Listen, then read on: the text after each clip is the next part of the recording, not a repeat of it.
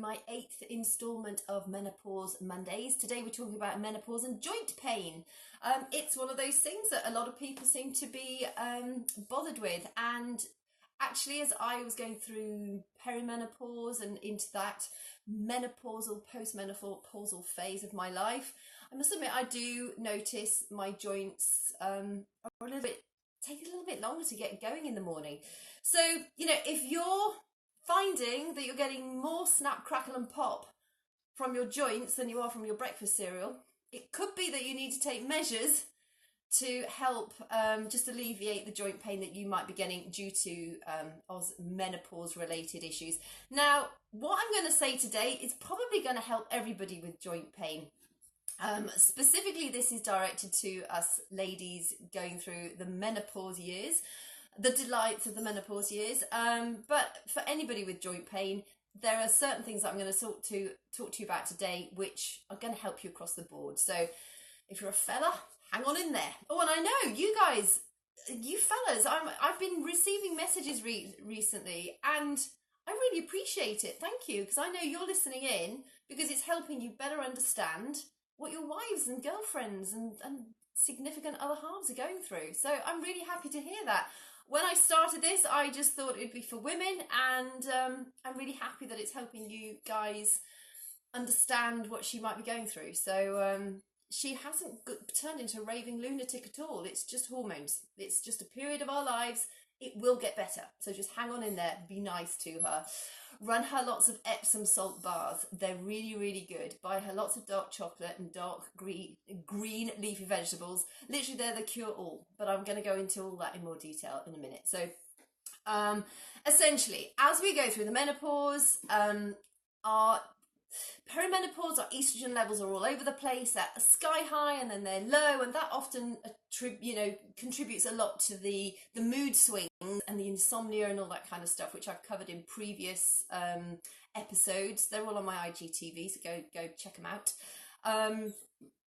But as our estrogen levels then start to decline as we go into postmenopause, which is essentially, our menopause is one day. It's just literally one day. It's one day that marks 12 months since the end of your last period. That's it. So you're either perimenopausal, or you're on that one significant day, or you're postmenopausal. That's the way it goes. Or premenopausal if you're before symptoms. So just thought I'd clarify that.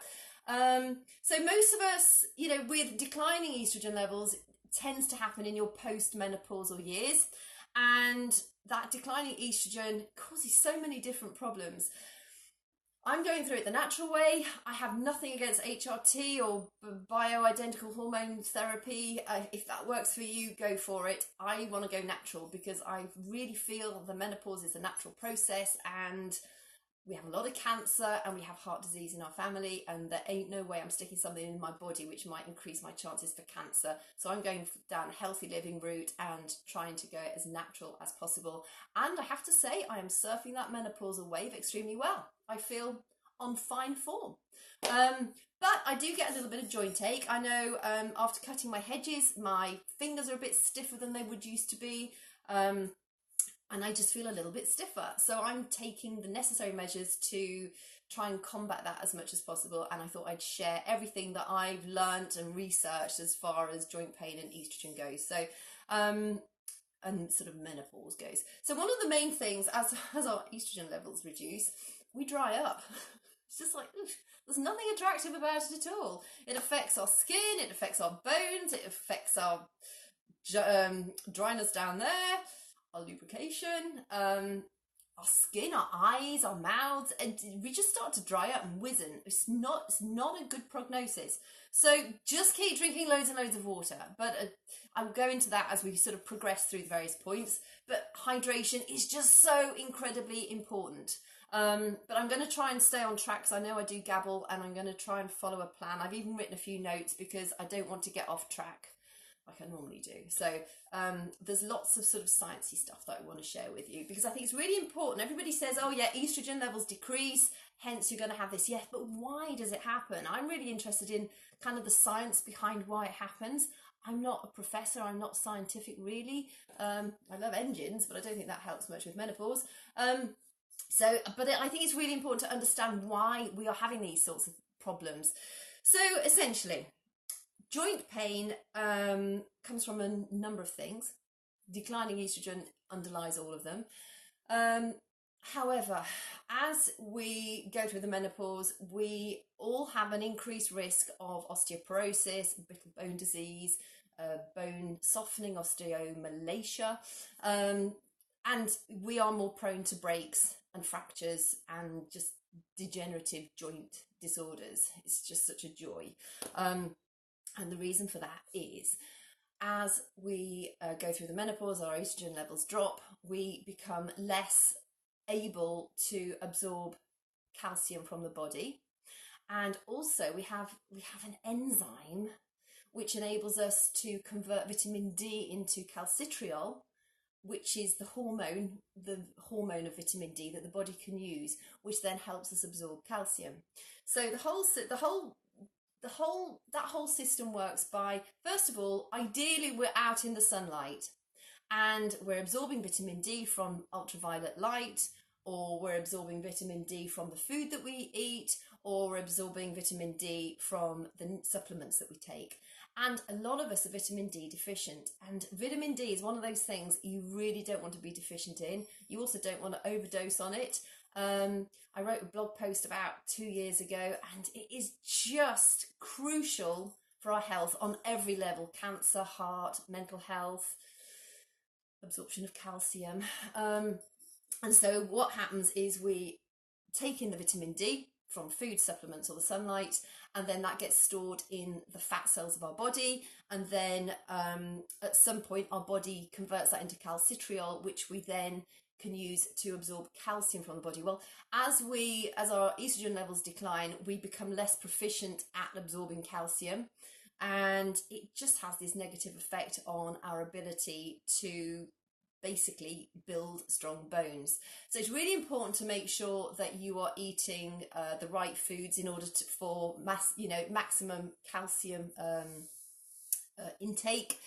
Those foods include dairy, so cheese, yogurt, milk, grass-fed meat, not grain-fed meat. That has an inflammatory response on your body. You want something that's grass-fed because that's the way we absorb the goodness. So we absorb the goodness through the meat, and that meat at one point was an animal which ate grass, and so that's really important that we're eating grass-fed. It also means they've been looked after better. Same with eggs, they're very good for us. You want to make sure you've got pasture raised eggs, which means that hens have been actually allowed out to roam.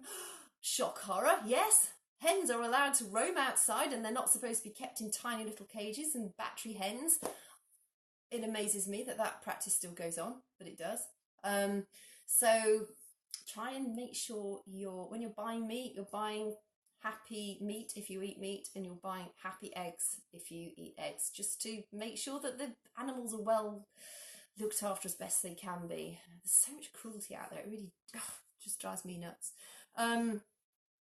You want to make sure that you are eating a good source of magnesium-rich foods. Magnesium controls the movement in and out of our bones of calcium.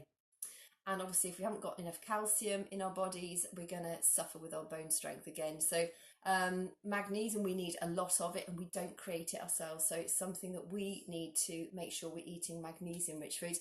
I've actually created a sheet which goes into the various food types that I mention in here in more detail, just because some of them are beneficial for us overall. Some of them you might want to balance out a little bit, and some of them are a real surprise. So as I go through this, if you want me to share that sheet with you, it's not a problem. I'll make it look a bit prettier than it does right now because it's a bit of a scribble, and I'll get that off to you. So just leave me a message if you want that. So magnesium-rich foods are things like dark leafy greens, seeds and nuts. Actually, quinoa, mackerel and cashews are the 3 highest sources of magnesium.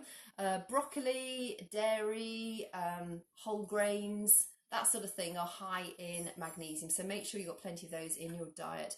The sort of dietary foods that are going to make your joints worse are, it's obvious, it's processed foods.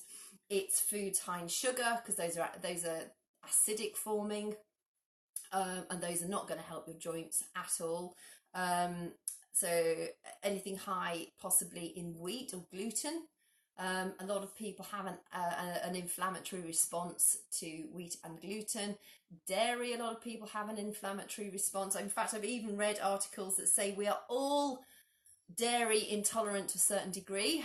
Some of us are not so intolerant and we don't really notice it, but apparently, I mean, it's kind of strange, really. You know, we drink the milk of cows, but our nearest relations are monkeys, apes.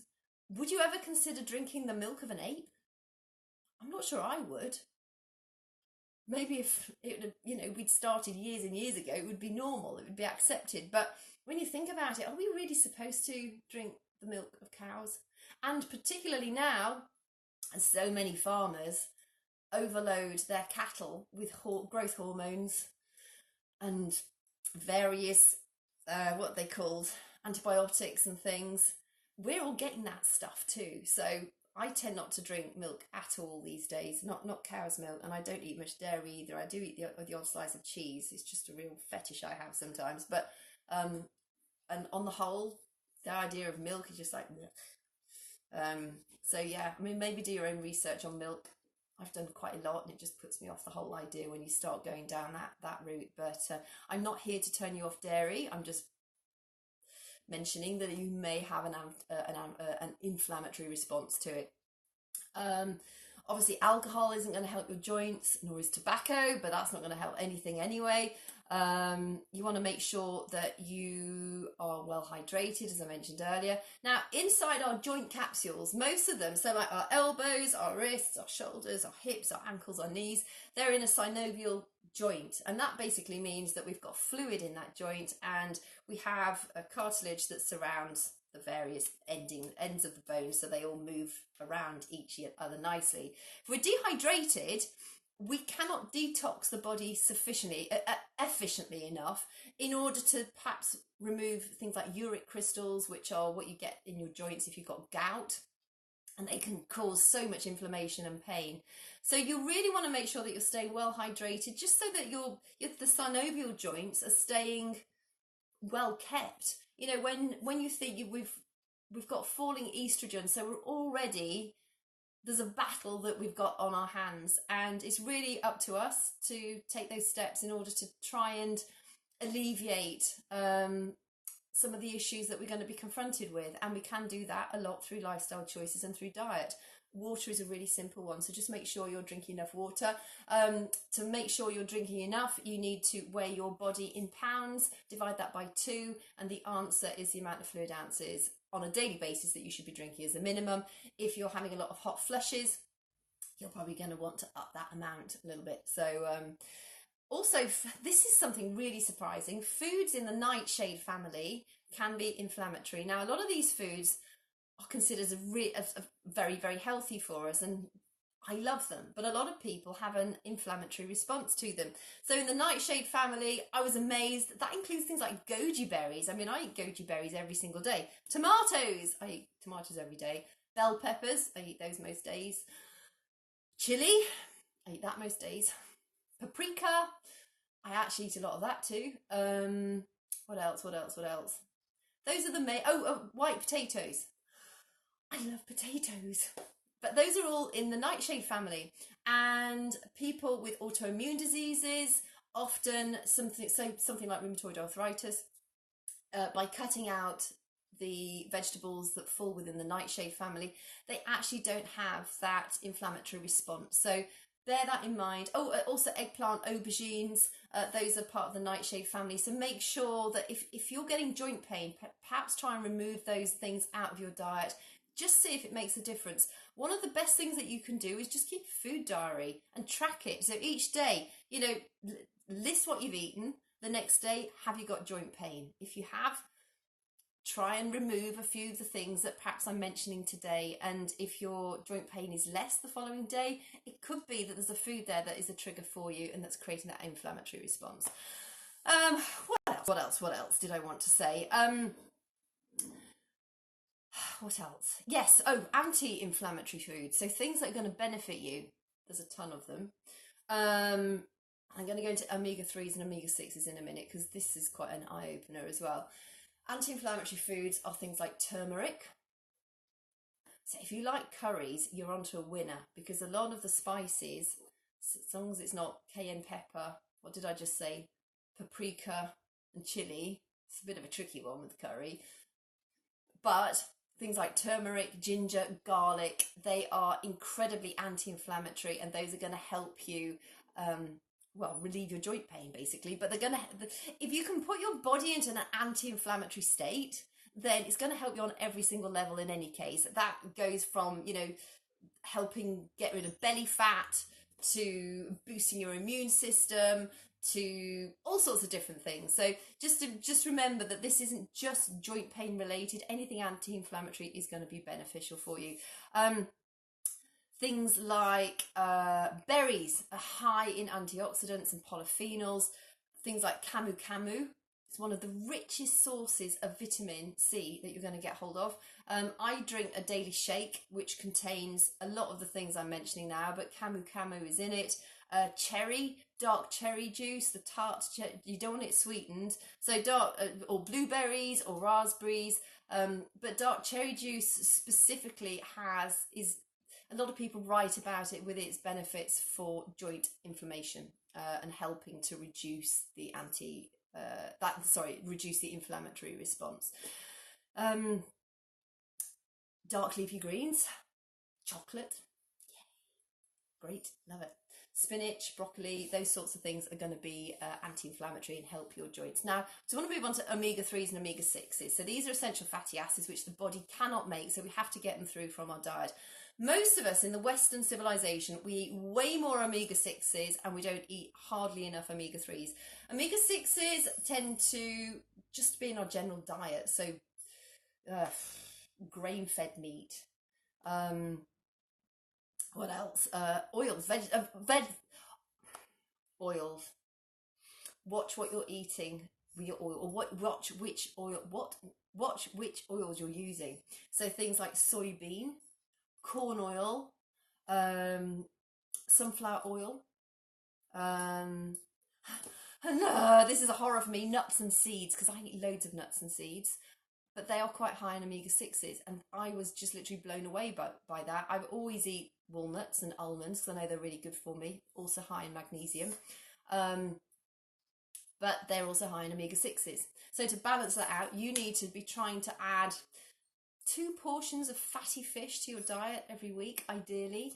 Things like sardines, mackerel, herrings, anchovies, salmon, caviar, oysters. Also things like flax seeds and chia seeds have got a good balance of omega-3. So, I mean, every day I add chia seeds to my shake, and I often have flax seeds on top of my cereals in the morning, my oats. And sometimes I combine all of that up in with one of my shakes, particularly if I've got to make my shake keep me going for about 4 hours. I'll add flax seeds, chia seeds, oat seeds. It's also got that camu camu in it. It's got cherries, it's in powder form, but it's the dark cherry extract. It's also got added magnesium in it. So, you know, I know through taking that superfood shake on a daily basis, I'm ticking a lot of my boxes nutritionally, and it does make a big difference. When I run out of my shake, I actually don't feel very good. I feel a bit sort of stodgy and lacking in energy. So you definitely, you know, and I've got so many people who, particularly if they've got either fibromyalgia or rheumatoid arthritis, are just seeing such benefit by adding these, you know, very specific superfoods to their diet every day. So they do make a difference. You know, you can either go and buy the various bits separately yourselves in the health food shops, or if you want information on the shakes that I drink, you know, I'll send you some ingredients and some details and some testimonials, and then you can sort of decide if it's the sort of thing you want to include in your daily diet. I swear by them on every level. I think they're bloody brilliant. And another thing with joint pain is just watch your weight. If you're overweight, you're going to be putting more stress on your joints. And most of us do not move enough. So start moving, whether you do workouts, whether you incorporate yoga, but you want to be doing something. You know, people say, oh yeah, but I walk regularly, or you know, I go running. But a lot of those people are not doing a full body stretch. So it doesn't really matter what you're doing, but it's you do need to get your body moving on so the whole lot of it. So whether you do an all over body stretch, or you focus on some yoga for a while, or you do a workout like I do, which then follows with a stretch period afterwards, it's just so important that when we are we want to get a heartbeat going. We also, particularly in menopause, we want to be doing some strength training, because strength training helps to make the bones denser. It'll also help you with your weight management. It also helps to detoxify. It also helps to stimulate synovial fluid. I mean, there is nothing wrong. You can't really go wrong with exercise, and you should be doing it. Unless you've got a predisposing factor which says don't exercise, you need to be moving, and there is no shortcut. You know, if you want optimal life, drink lots of water, eat clean foods, move your body, and make sure your weight is within a healthy range. And, you know, I'm not talking about skinny. I don't think skinny is healthy either. Hey, thank you, Miss Nikki Woods. Thank you so much for that. And Marvellous Midlife, woohoo! Lovely to see you. Oh, and Over But Not Out. I wish I could remember all your names straight off the top of my head. This is so pathetic, but my brain is challenged already with the stuff that I'm trying to remember to say in this rather lengthy episode. So I apologise. I'm just putting it down to brain fog. But yeah, ultimately, you've just got to, if you want to surf the menopause wave healthily, you kind of need to do these things. And most of these things can be most of the negative aspects of the menopause can be managed by lifestyle changes, watching what you're eating and drinking lots and lots of water. So I think I've covered everything I wanted to say. Oh, I've just seen magnesium. Oh, and collagen. I forgot those as well. See, it's just as well I made a list. Okay, magnesium, Epsom bath salts. If your husband's watching this, run her a lovely deep bath with a mug of Epsom salts poured in it, because Epsom salts are very high in magnesium, and magnesium helps the body regulate the passage in and out of our bones of calcium. And it's very relaxing. It's very good for our mental health as well, magnesium. So fellas, pour your girl, make her a nice bath with some magnesium salts in. I've told you, do it. And collagen. It's the most abundant protein in our bodies. Basically, it connects everything. Our skin, our connective tissue underneath the skin, surrounds our muscles, our ligaments, our tendons. And as we get older, and that southward move starts to be accelerated, and we get a little bit more wrinkly, that's due in large part down to the fact that our collagen levels are declining rapidly. I'm on a chemical menopause due to injection. So great tips. Oh, cool. Thank you. I'm so pleased that that's helped you, Nikki. So collagen. Now, people say, well, they eat bone broth. The thought of that just kind of like, yeah. But if you like it, that's great. It just sort of, I don't really like the sound of it. I just have collagen powder. I either stick it on my cereals, or I stick it in my smoothie, or I always have a sleepy tea before I go to bed at night, and I just pop it in there because it's flavourless, and it seems to work really, really well. I wish I'd done a before and after of my skin on my face before I started taking the collagen, which I've probably been using it now for about 6 weeks, 8 weeks. But I think it has helped. I mean, I've still got wrinkles, but I think it does just plump up your skin a bit. But collagen is so important for, for our synovial joints, for the cartilage, and for everything that goes in our body. So if you've got decent collagen levels, I think it helps. And again, there's a lot of testimonials out there to say that people say, once they started using collagen in their drinks or their smoothies or however they take it, it does help with joint inflammation and joint mobility. So, that's something else you could consider doing. I will certainly renew my collagen when I get rid of this next batch that I'm currently using, because I do think it works. I do think it helps, and it's a small price to pay for healthy joints and overall health and wellness. And I think, you know, we get one life, so why not make the most of it? So I think I've covered everything I wanted to. I'm just going to make sure that I did, because there are so many things that I just, you know, I wanted to make sure I included in this, and I think I've included it all. So, oh, just also to finish, I do a lot of research before I put these out there. I'm not a nutritionist, I'm not a dietitian, I'm not a doctor. All I am is somebody vastly interested in the mechanics of our bodies and how they work and how the various systems are interrelated. I love it. I mean, I've been working in the health and wellness field for many, many years, and I do a lot of research. I read peer-reviewed articles and that sort of scientific journals and things like that. I'm absolutely fascinated by it. But the thing that astounds me incredibly is the fact that everybody says, whatever they are, professor this or professor that, it may be related to falling estrogen. It may be something. It's just like, for heaven's sake, they've done studies that are highly suggestive that falling estrogen is leading to various complaints like joint inflammation and low sex drive and wizening up skin and dryness and that sort of thing.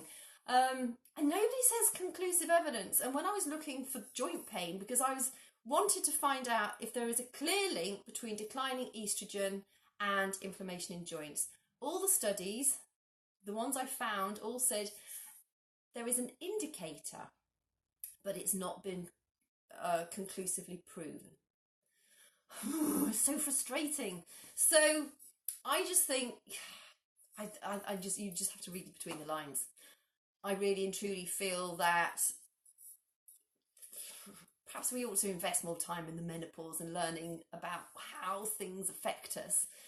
Maybe if more professors were female, there'd be more time spent on it, because, you know, menopause, it just doesn't affect us, it affects our whole families. And if you're really struggling, it must be really hard for your partner or your husband and your kids and maybe your work colleagues.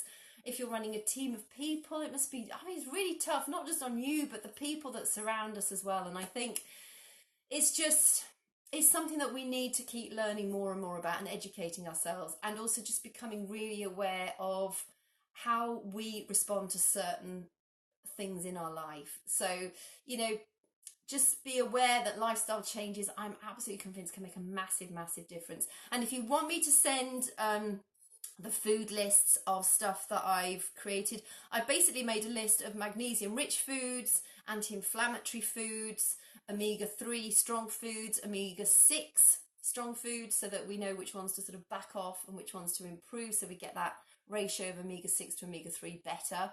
We need to eat more omega-3s, and also calcium-rich foods. They're not massive lists, but I think they cover the sort of the main things that we're probably, you know, most of us include in our daily diet. So if you want me to send that to you, I'll make it look a bit prettier, and then I'll send you a copy through. So just leave me a message if you'd like it. So moving on, next week, if you've got anything specific you'd like me to cover on my next Menopause Monday, either send me a private message or leave me a comment. I'll upload this to my IGTV and my YouTube channel in just a few minutes, and obviously Facebook and Instagram as well. But yeah, I'm always open to your suggestions. The menopause, I mean, it's a conundrum, clearly.